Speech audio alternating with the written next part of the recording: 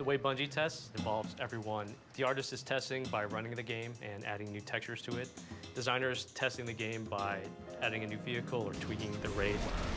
Marty, C. Paul, and Jay are testing the game by tweaking audio. It's people sitting at their desk doing work, testing our game. The emphasis on tests definitely comes from the top. The studio manager for Bungie right now is Harold Ryan, who was the test manager for Halo 1 and Halo 2. You can never test enough. We have a dedicated test team in the studio that works on the project from the first day we start on it. Here, it's a much more methodical, professional approach to testing. A lot of times you'll find the testers know some of the systems better than the engineers do. Harold understands exactly what tests can do, and he has high expectations. Jamie is definitely a Padawan test manager. He has not yet earned his stripes. Love my job. Yay, are you hiring? For the lifetime of Halo 3, we have like 30,000 bugs in the database, of which 27,000 of them are fixed, but still we have 3,000 bugs that are active in the database while we're adding hundreds of bugs per day from the test team, and it's only gonna go up. It takes about 3 years of testing to test a game, about 20 days of which the game's actually tested outside of Bungie's building. Microsoft has a group of people devoted to doing user research. It's called usability testing. We actually run one participant at a time. Now it's time to get out of here. Ooh, I think he's got me. It's all about getting inside the player's head.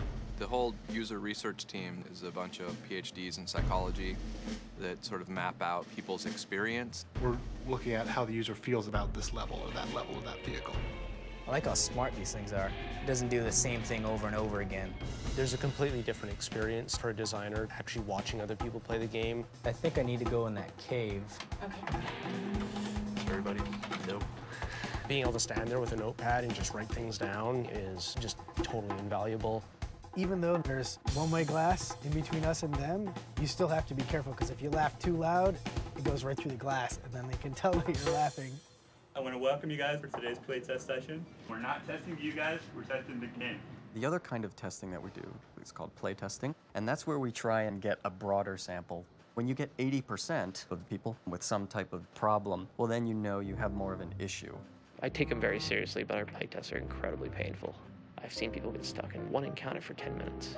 You almost are apologizing. Dude, I'm so sorry. Oh, turn right, please, turn right now. When we were playtesting the Halo 1 tutorial, we had people getting so frustrated that they just wanted to quit and go home. We had several people ask to stop playing, which is kind of embarrassing as the designer. We get so much data from testing, not just what's broken and what's buggy, but we get a lot of data about what's fun and what's not fun. Can the camera still? You've been punked. There is no Halo 3. Oh, no. For Halo 3, we've basically instrumented the entire game. Almost immediately after a playtest, we'll get data that will tell us things that are going to frustrate or confuse or irritate a player. Just kind of the 6 high-level things that we're collecting in playtest. The fun is up. So we have a number of ways of representing the data, and the most significant one is to show it visually on a map. It's a multiplayer level showing all the spots where people die. If it's a single-player level, showing all the parts where people said they were frustrated. If we're confused, you can actually click on a data point and it will load up a film of that person and how they died. Yeah. You want to maximize the amount of time the player's having fun. It's really a difficult thing to do, to make it okay that you die a couple times, but not too many times. We do a lot of playtests to make sure that everybody else is having fun, but really I only know that it's fun when I'm having fun. As you're closing a game out, you go through the difficult process of having to decide what things you want to fix that we call triage. Every time you fix a bug, you have the potential to create many more bugs. Triage, or Joe calls it blood-sucking vampire whore. It's like taking a hammer and hammering nails through your... Never mind. Films are not displaying the multiplayer flashing name when using a headset. Mislabeled territories on Valhalla. This is insane. We just gotta power through it because it takes forever. We've already been up here an hour and a half and we just want to finish. And it makes us all good friends too. We always leave these meetings wanting to kill each other.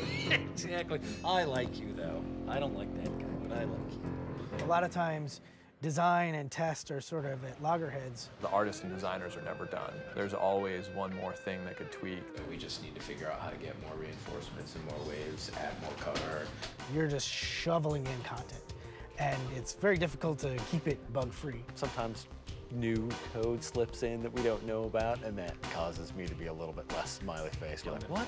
What are you guys doing? Why did you add this? My job is to make the game more fun, whereas the test team looks at it, their job is to make sure the game is stable. If I'm completely happy, then it means we shouldn't have made the change because it was too risky.